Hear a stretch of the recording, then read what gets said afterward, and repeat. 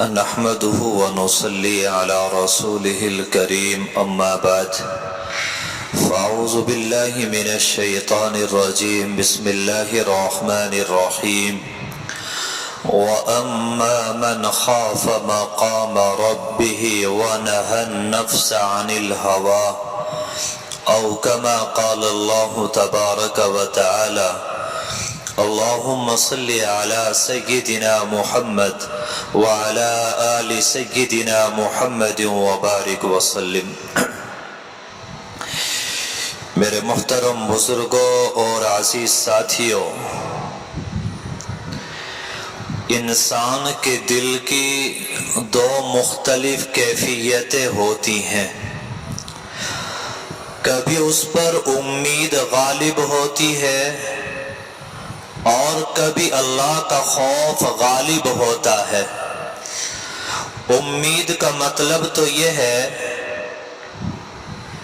کہ اللہ تعالیٰ کی رحمت کی وجہ سے یہ امید ہوتی ہے کہ اللہ تعالیٰ ہماری خطاؤں کو معاف فرمائے گا اور ہمارا انجام بہتر ہوگا۔ اور خوف کا مطلب یہ ہوتا ہے کہ اللہ کی جلالت شان کی وجہ سے اللہ کی عظمت ایسی دل کے اندر بیٹھ جائے کہ انسان گناہوں سے دور ہو جائے اور انسان کے رگ و ریشے سے گناہوں کا کھوٹ نکل جائے۔ اسی کے بارے میں کہا جاتا ہے الایمان بین الخوف والرجا، کہ ایمان امید و خوف کے درمیان ہے۔ اب رہی یہ بات کہ انسان پر کب امید غالب ہونا چاہیے اور کب خوف غالب ہونا چاہیے، تو امام غزالی رحمت اللہ علیہ نے فرمایا ہے کہ جوانی کی حالت میں انسان پر اللہ کا خوف غالب ہونا چاہیے تاکہ نفس کا زور ٹوٹے اور انسان گناہوں سے دور ہو جائے، اور بڑھاپے کی حالت میں امید غالب ہونا چاہیے تاکہ یہ انسان اللہ کی رحمت سے مایوس نہ ہو جائے۔ اسی طریقے سے صحت کے زمانے میں خوف غالب ہونا چاہیے اور بیماری کے زمانے میں اللہ سے امید غالب ہونا چاہیے۔ فرمایا کہ اسی طرح خوشی کے زمانے میں خوف غالب ہونا چاہیے اور غمی کے زمانے میں امید غالب ہونا چاہیے۔ اس لیے میں کہتا ہوں کہ آج ہم لوگوں کو چاہیے کہ جہاں اللہ تعالیٰ سے بہت ساری نعمتیں مانگی جاتی ہیں اور بہت ساری چیزوں کا سوال کیا جاتا ہے، ہمیں وہیں پر اللہ تعالیٰ سے اللہ کا خوف مانگنا چاہیے، کیونکہ خوف خدا یہ اللہ کی وہ نعمت ہے کہ اس کے حاصل ہو جانے کے بعد انسان ہر طرح کے گناہ سے بچتا ہے، اور جس کے دل میں خوف خدا نہ ہو اس کے لیے گناہوں سے بچنا اور ممکن ہی نہیں ہوتا ہے۔ چنانچہ حدیث پاک میں آتا ہے کہ اگر کسی فاسق سے کوئی گناہ ہوتا ہے تو وہ گناہ کو یہ سمجھتا ہے جیسے ناک پر ایک مکھی بیٹھی تھی، اس کو اڑا دیا گیا اور اس کو کوئی پرواہ نہیں ہوتی، اور جو مومن ہے وہ گناہ کو ایسا سمجھتا ہے جیسا کہ ایک پہاڑ ہے اور اس کے اوپر گرنے والا ہے، جب تک توبہ کر کے اللہ کو راضی نہ کر لے اور اپنے گناہ کو معاف نہ کرا لے تب تک کے لیے اس کو قرار اور اطمینان نہیں ملتا ہے۔ آج ہمارے معاشرے کے اندر گناہوں کو بڑا ہلکا سمجھا جا رہا ہے، حالانکہ گناہ کو ہلکا سمجھنا یہ اللہ کے عذاب کو دعوت دینا ہے۔ اس کی وجہ یہ ہے کہ ہمارے دل وہ خوف خدا سے خالی ہیں، آج ہماری حالت یہ ہے کہ ہم مساجد میں آتے ہیں، نماز پڑھتے ہیں، باہر جانے کے بعد گناہوں میں مبتلا ہو جاتے ہیں۔ آج نماز پڑھی جا رہی ہے لیکن جھوٹ بھی بولا جا رہا ہے، مساجد میں آ کر نمازیں پڑھی جا رہی ہیں لیکن سودی کاروبار بھی کیا جا رہا ہے، نمازیں پڑھی جا رہی ہیں اور غیبتوں میں اور چغلیوں میں اور دوسروں پر تبصرہ بازی کرنے میں، ان تمام گناہوں کے اندر ہم لوگ لگے ہوئے ہیں۔ اس کی اصل وجہ یہ ہے کہ ہمارے دل و خوف خدا سے خالی ہیں۔ ہم زبان سے کہتے ہیں کہ اللہ بہت بڑا ہے، لیکن اللہ کی بڑائی کا استحضار وہ ہمارے دلوں کے اندر موجود نہیں ہے۔ یہی وجہ ہے کہ ہم گناہ پر گناہ کرتے چلے جا رہے ہیں اور اس کا احساس بھی ہمارے دلوں سے بالکل مٹ چکا ہے۔ چنانچہ واقعہ لکھا ہے کہ بنی اسرائیل میں ایک بزرگ تھے جن کا نام تھا حضرت داموس رحمت اللہ علیہ۔ ان کے بارے میں آتا ہے کہ ایک مرتبہ بستی سے باہر تشریف لائے، پہاڑوں پر نظر پڑی تو پہاڑ خشک نظر آئے، نہ پہاڑوں پر سبزہ ہے، نہ ہریالی ہے، نہ آبشاریں اور مرغزاریں ہیں۔ تو دل کے اندر یہ بات آئی کہ کاش ان پہاڑوں پر سبزہ ہوتا، ہریالی ہوتی، خوبصورت منظر ہوتا۔ تو اللہ تعالیٰ نے فوراً دل کے اندر یہ الہام کیا اور کہا کہ اے داموس، اب تم نے میری بندگی کو چھوڑ دیا ہے اور میرے مشیر بن گئے ہو، اب میری بنائی ہوئی چیزوں میں تمہیں خامی اور خرابی نظر آ رہی ہے۔ اللہ کی طرف سے اس بات کا دل میں آنا تھا کہ ڈر گئے اور اپنے دل کے اندر یہ تہیہ کر لیا کہ جب تک میرے اس گناہ کو معاف نہیں کر دیا جاتا اور میرے دل میں واضح طور پر یہ بات نہیں آ جاتی کہ میرے اس گناہ کو معاف کر دیا گیا ہے، میں تب تک نہ کھاؤں گا نہ پیوں گا اور کسی چیز سے کوئی فائدہ نہیں اٹھاؤں گا۔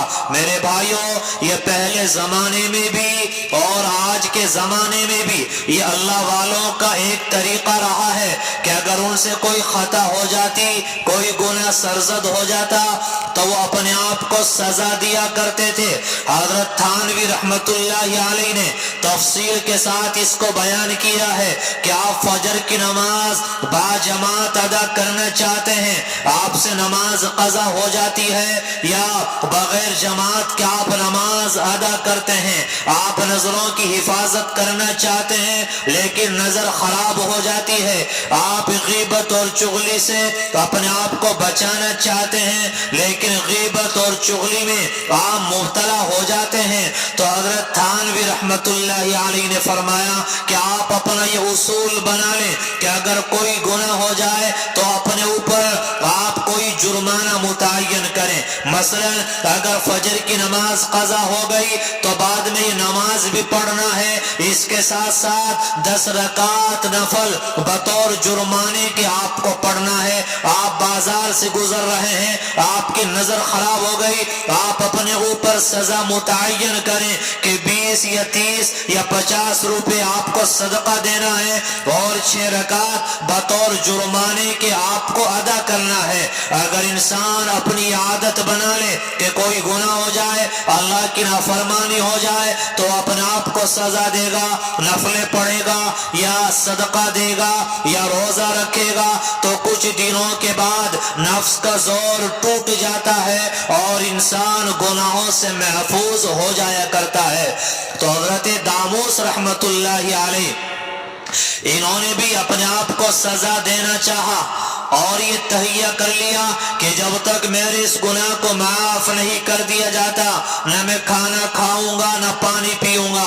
چنانچہ ایک مرتبہ بھوک اور پیاس کی حالت میں یہ کسی دوسری بستی سے گزر رہے تھے اور اس بستی کے اندر کوئی خوشی اور کوئی تقریب منعقد ہو رہی تھی، انہوں نے کھانا بنایا ہوا تھا، ان کو دعوت دی آپ آئے کھانا کھائیں، انہوں نے کہا کہ میں تو کھانا نہیں کھا سکتا، وجہ بیان کی تو بستی والے کہنے لگے کہ آپ کھانا کھا لیجئے، تو اللہ کی طرف سے آپ کو جو عذاب ملنے والا ہے ہم سارے بستی والے مل کر اس عذاب کو بھگت لیں گے۔ اب ان بستی والوں نے اللہ کے عذاب کو ہلکا سمجھا اور گناہ کو ہلکا سمجھا۔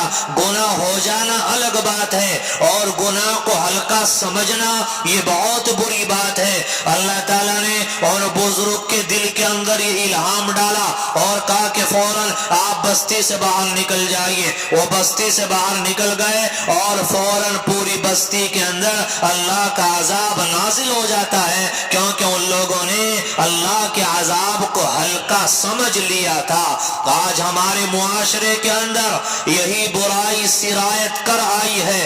آج ہم لوگ اسی وبا کے اندر مبتلا ہو گئے ہیں کہ آج گناہ بھی کیا جا رہا ہے اور گناہ کرنے کو ہلکا بھی سمجھا جا رہا ہے۔ آج نظر خراب کی جا رہی ہے، اس گناہ کو ہلکا سمجھا جا رہا ہے۔ موبائل کے ذریعے اللہ کی نافرمانیاں کی جا رہی ہیں اور اس گناہ کو ہلکا بھی سمجھا جا رہا ہے۔ ہم مسجدوں سے باہر نکلیں، آپ مسجد سے باہر کی جگہوں کو چھوڑیے۔ آج ہماری مسجدیں محفوظ نہ رہی، آج اللہ کے گھر محفوظ نہ رہے۔ آج اللہ کے گھروں میں چوریاں ہیں، آج اللہ کے گھروں میں بیٹھ کر غیبتیں اور چغلیاں ہیں، بہتان تراشیاں ہیں، الزام تراشیاں ہیں اور دوسروں کی باتیں بنانا ہے، دوسروں پر تنقید اور تبصرہ کرنا ہے۔ اگر دل میں اللہ کا خوف ہوتا، اگر دل میں اس گناہ کا احساس ہوتا تو ہم ان گناہوں سے بچ گئے ہوتے،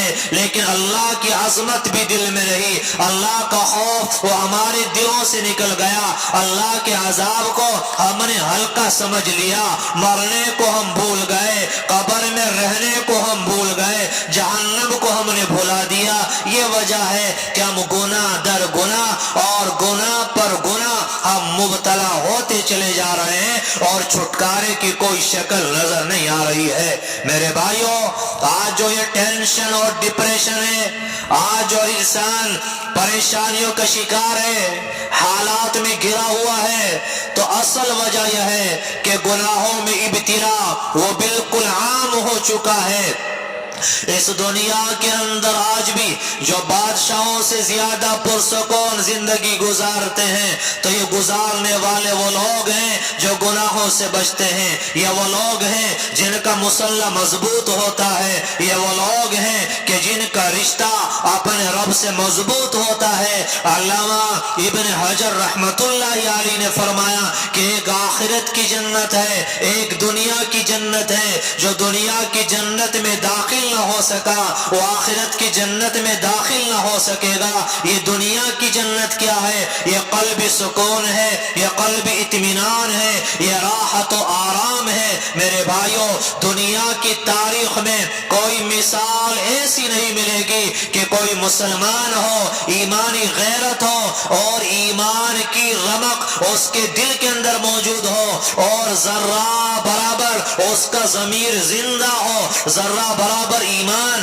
اس کے دل کے اندر موجود ہو اور گناہ کیا ہو اور گناہ کرنے کے بعد اس کو سکون مل گیا ہو۔ کوئی مثال ایسی نہیں مل سکتی۔ اگر ایمان ہے، اللہ کا خوف ہے، مرنے کا خیال ہے تو گناہ کے بعد شرمندگی ہوتی ہے، ندامت ہوتی ہے، پچھتانا ہوتا ہے، افسوس ہوتا ہے۔ اور اگر ہم گناہ کر رہے ہیں اور گناہ پر مست ہیں، ہم اللہ کی نافرمانی کر رہے ہیں اور اسی میں ہم مست ہیں، تو سمجھنا کہ شاید ایمان کا جو آخری درجہ ہوتا ہے وہ بھی ہمارے دلوں سے نکل کر رخصت ہو چکا ہے۔ آج میرے بھائیوں، جو یہ تباہی اور یہ بربادیاں، یہ سارے حالات جو بنے ہیں، یہ پریشانیاں، اگر غور کریں، پہلے بھی بیان میں کہا، اگر ہم ذرا غور کریں تو پہلے سے زیادہ اللہ کی نعمتیں ہم لوگ استعمال کر رہے ہیں۔ پہلے سے کھانا ہمارا شاندار ہے، پہننا شاندار ہے۔ پہلے مکان نہیں تھا، آج اللہ نے مکان دے دیا ہے۔ گاڑی نہیں تھی، اللہ نے دے دی ہے۔ پہلے کاروبار نہیں تھا، اللہ نے کوئی نہ کوئی کام ہمیں دے دیا ہے، پھر تو سکون ہونا چاہیے تھا، پھر تو زندگی عافیت والی ہونی چاہیے تھی، لیکن ہر کوئی ہے ٹینشن اور ڈپریشن کی گولی کھا رہا ہے، بلڈ پریشر کی دوائیں استعمال کر رہا ہے، ہر کوئی ٹینشن میں ہے، ہر کوئی کہتا ہے کہ گھر جاتے ہیں دماغ گرم ہو جاتا ہے، گھر جاتے ہیں غصہ آتا ہے، گھر جاتے ہیں چڑچڑا پن آ جاتا ہے، اور گھر جاتے ہیں آپس میں نفرتیں اور عداوتیں ہیں۔ تو میرے بھائیوں، اس کے اسباب یہ ہیں کہ پہلے ہمارے گھروں کے اندر اتنے گناہ نہیں کیے جاتے تھے جتنے گناہ آج کیے جا رہے ہیں۔ آج غیبتیں ہیں، چغلیاں ہیں، موبائل کا غلط استعمال ہے، اللہ کی نافرمانیاں ہیں، آج ان گناہوں میں ہم لگے ہیں، اور اللہ کی طرف سے ہمارے دل پر یہ عذاب ہے جو آج مسلط کر دیا گیا ہے۔ میرے بھائیوں، عذاب یہ نہیں ہوتا کہ زمین میں دھسا دیا جائے، عذاب صرف یہ نہیں ہوتا کہ آسمان سے پتھر برسا دیے جائیں، عذاب صرف یہ نہیں ہوتا کہ طوفان اور زلزلہ آ جائے، یہ بھی اللہ کا ایک عذاب ہے جو انسان کے دل پر آتا ہے کہ اس کا چین اور سکون برباد ہو جاتا ہے، ٹینشن اور ڈپریشن کی حالت میں وہ زندگی گزارنے پر مجبور ہو جاتا ہے۔ یہ کب ہوتا ہے؟ جب اللہ کی نافرمانی ہوتی ہے۔ یہ کب ہوتا ہے؟ جب ہم اللہ کے عذاب کو ہلکا سمجھ لیتے ہیں۔ یہ کب ہوتا ہے؟ جب ہم اللہ کو بھول کر زندگی گزار رہے ہوتے ہیں۔ آج ہم اسی پر مست ہیں کہ جی نماز پڑھ لی، کام کافی ہو گیا۔ میرے بھائیوں، جب کوئی مسلمان گناہ کرنے کا ارادہ کرتا ہے، ابھی گناہ کیا نہیں، گناہ کرنے کا پختہ ارادہ کر لیا، تو اللہ کی طرف سے اس کے دل پر عذاب آنا شروع ہو جاتا ہے، اور وہ ٹینشن ڈپریشن کی شکل میں پھر محسوس ہوتا ہے۔ آپ جانتے ہیں کتنی کمپنیوں نے واٹر پروف گھڑیاں بنائی کہ پانی گھڑی کے اندر داخل نہیں ہوتا۔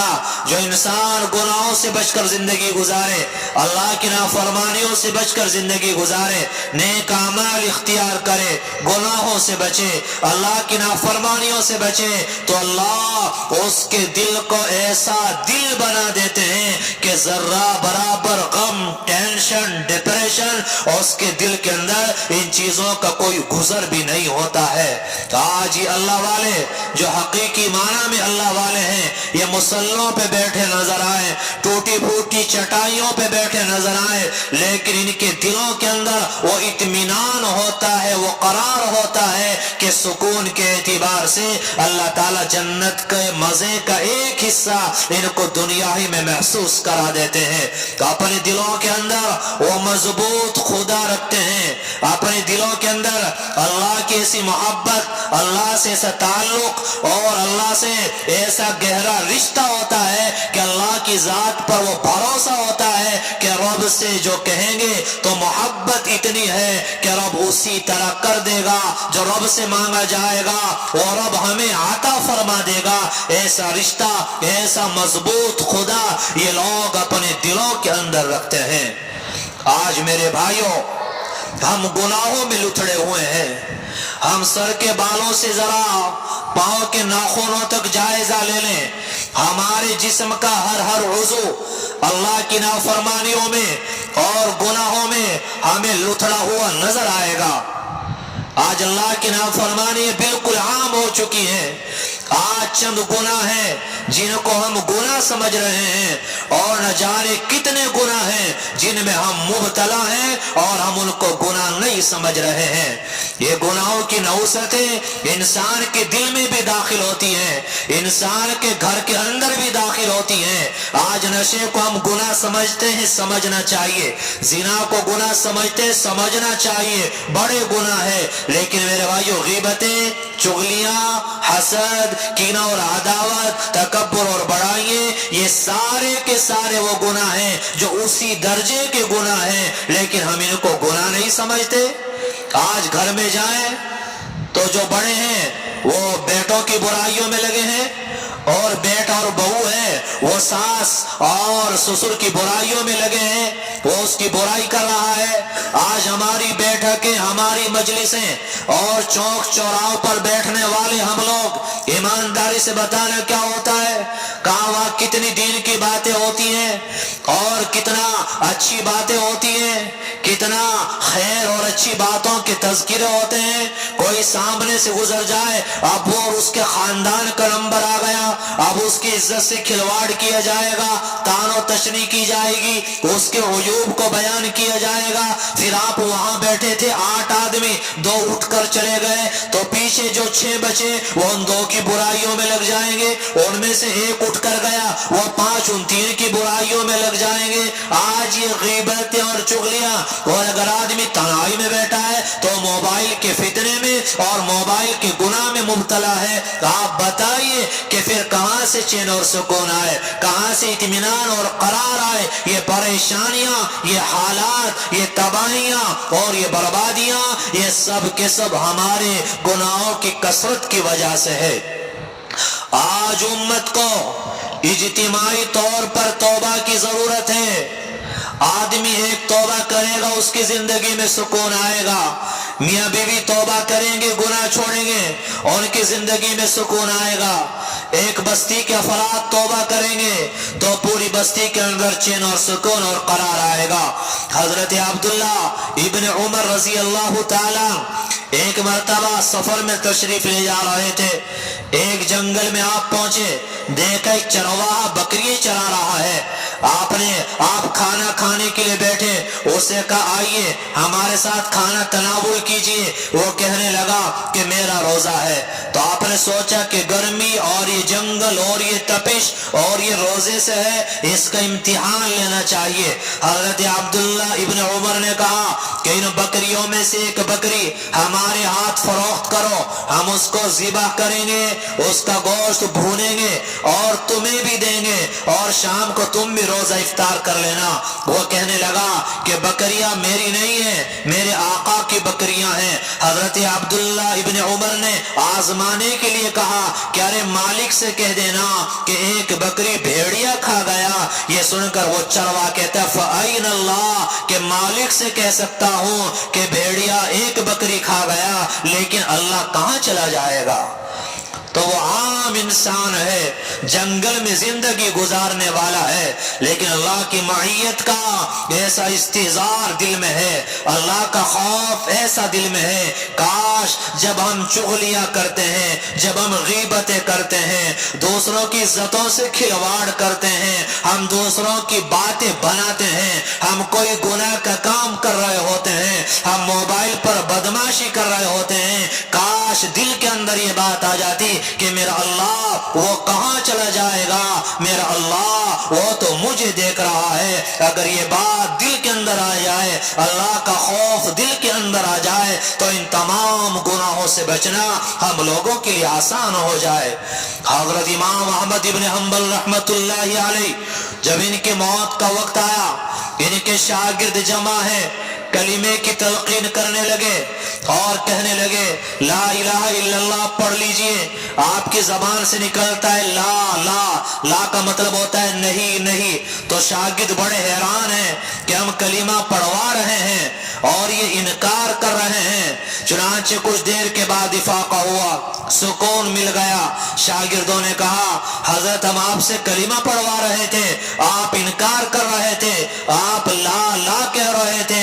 تو فرمایا کہ نہیں، میں نے کلمہ پڑھنے سے منع نہیں کیا، دراصل شیطان میرے سامنے آیا تھا اور کہنے لگا اے احمد ابن حنبل تو اپنا ایمان بچا کر دنیا سے چلا گیا۔ تو میں اس کو کہہ رہا تھا لا لا نہیں نہیں، جب تک روح نہیں نکل جاتی، جب تک میں تجھ سے امن میں نہیں ہوں۔ یہ کون ہے؟ وہ امام احمد ابن حنبل، دنیا کے بڑے امام 4 ہیں، ان میں ایک امام احمد ابن حنبل بھی ہیں۔ وہ امام احمد ابن حنبل کے وقت کا بادشاہ ہے، باطل ایک طرف ہے، آپ اس کے مقابلے میں آتے ہیں۔ بادشاہ وقت نے آپ کو جیل میں ڈال دیا اور فیصلہ سنایا کہ ان کو 100 کوڑے روزانہ مارے جائیں۔ لکھا ہے کہ ان کو 100 کوڑے روزانہ مارے جاتے تھے۔ ایک ایک کوڑا ایسا ہوتا تھا کہ اگر ہاتھی کو مار دیا جائے تو ہاتھی بھی بل بلا اٹھے۔ وہ امام احمد ابن حنبل کہ جن کو خواب میں 99 مرتبہ اللہ کی زیارت کا شرف حاصل ہوا ہے، وہ فرما رہے ہیں کہ میں شیطان سے امن میں نہیں ہوں۔ ہم نے 2 رکعت نفل پڑھ کر اپنے آپ کو شیطان سے امن میں سمجھ لیا، نفس سے امن میں سمجھ لیا۔ ہمیں اپنے سے بہتر کوئی نظر نہیں آتا اور ہمیں اپنے سے زیادہ تقوی کسی کا نظر نہیں آتا۔